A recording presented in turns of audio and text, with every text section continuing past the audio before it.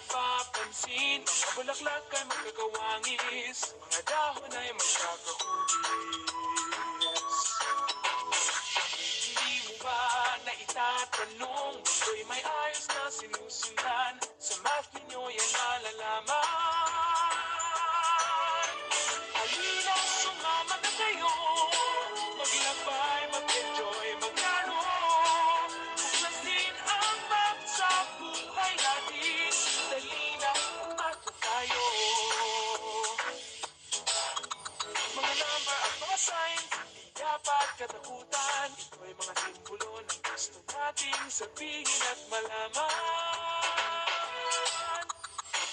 Kaya sila'y kaibiganin, at kayo'y magtataka, mundo'y mas maunawaan.